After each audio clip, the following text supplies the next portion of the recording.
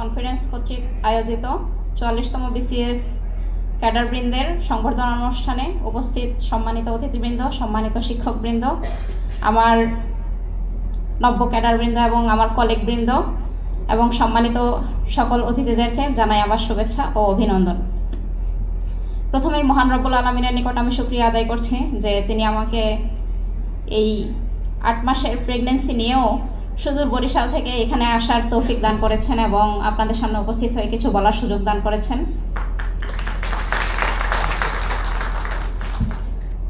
BCS সবার জন্যই একটি লম্বা জার্নি, তো আমার জন্য জার্নিটা আরও কিছুটা দীর্ঘতর হয়েছে, কারণ আমি যেহেতু শেরেবাংলা মেডিকেল কলেজ থেকে MBBS কমপ্লিট করেছি 2020 সালে এবং ইন্টার্নশিপ কমপ্লিট করতে করতে 2021 সাল হয়। 2021 সালে 44তম বিসিএসের যখন সার্কুলার প্রকাশিত হয় তখন থেকেই আমার কনফিডেন্সের সাথে পথ চলা শুরু থেকেই আমি ফ্রিলি লিখিত ভাইবা প্রতিটি ব্যাচেই এখানের সাথেই সংশ্লিষ্ট ছিলাম এবং এইখানের সেবাগ্রহিতা। এখানের প্রতিটি ক্লাস, প্রতিটি পরীক্ষা আমার জন্য ছিল একটি দিক নির্দেশনা এবং পথ প্রদর্শক আমার সাফল্যের পথে। সেজন্য আমি কনফিডেন্সের নিকট বিশেষভাবে কৃতজ্ঞ। পাশাপাশি আমি কৃতজ্ঞতা জ্ঞাপন করতে চাই আমার বাবা মা, আত্মীয় স্বজন, আমার শ্বশুর শাশুড়ি এবং আমার প্রাণপ্রিয় বেটার হাফ, যার কথা না বললেই নয়, যার সহযোগিতায় আমি এ পর্যন্ত আসতে পেরেছি। 2021 সালে 44-এর সার্কুলার প্রকাশিত হওয়ার আগেই আমার বিবাহ জীবনের শুরু। তো প্রথম থেকেই সে আমার প্রতি এতটা বেশি সাপোর্টিভ এবং আমার প্রতি এতটা বেশি সে কনফিডেন্ট ছিল যে আমি মাঝে মাঝে নিজের উপর বিশ্বাস হারিয়ে ফেললেও সে কখনো আমার উপর বিশ্বাস হারায়নি। সেজন্য তার নিকট আমি বিশেষভাবে কৃতজ্ঞ। সৌভাগ্যক্রমে বিসিএস কনফারেন্সের লাইব্রেরি রুম ব্যবহার করতে গিয়ে আমার এক রিডিং পার্টনারের সাথে পরিচয় হয়। যদিও আল্লাহ তার ভাগ্যে কী রেখেছেন এখনও জানি না।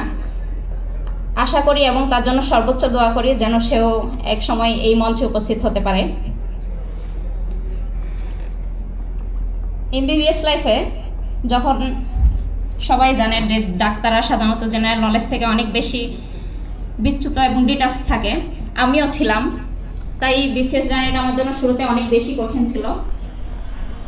তবে এখানের শিক্ষকদের সহায়তায় আমি কঠিন পথটা অনেক সহজেই পাড়ি দিতে পেরেছি।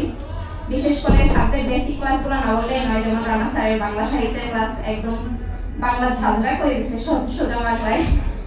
তো ফ্রিলি লিখিত প্রতিটা ক্লাস স্যারের আমার এত সুন্দর নোট করা ছিল আর আমি প্রতিবারই শুধু স্যারের খাতাটাই করে যেতাম, যেটা দিয়ে আমি সবগুলাই আসলে উতরে পার করতে পেরেছি।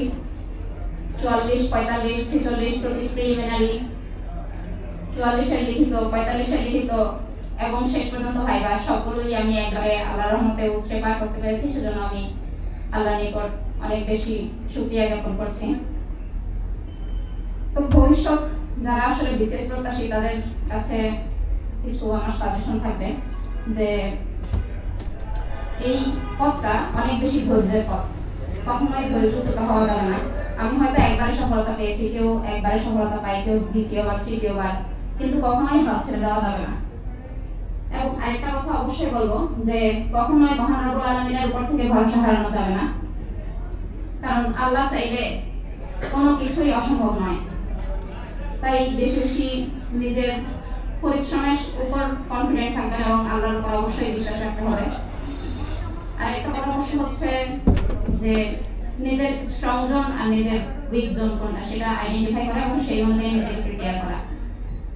নিজের স্ট্রং জোনকে আরো বেশি কিভাবে স্ট্রেংথেন করা যায় যাতে সেটাতে সর্বোচ্চ নম্বর তোলা যায়, এবং যেটা নিজের উইক পয়েন্ট সেটাতে কিভাবে সেই উইকনেসটাকে কমানো যায় এবং কিভাবে সেই সাবজেক্টটাতে আরো ভালো করা যায় সেই ব্যাপারে বেশি গুরুত্ব দেওয়া।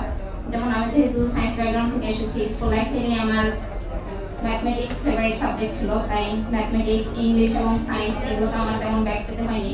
আমার ব্যাক পেতে হয়েছে বাংলাদেশ বিষয়গুলি, আন্তর্জাতিক বিষয়গুলি এবং বাংলা সাহিত্যের মতো সাবজেক্টগুলোতে, তাই আমার এগুলো বেশি ফোকাস করতে হয়েছে।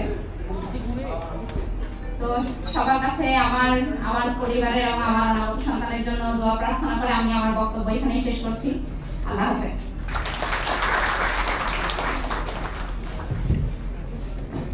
সেটাই আসলে লেগে থাকতে হবে, সেটা যে কোনো কাজে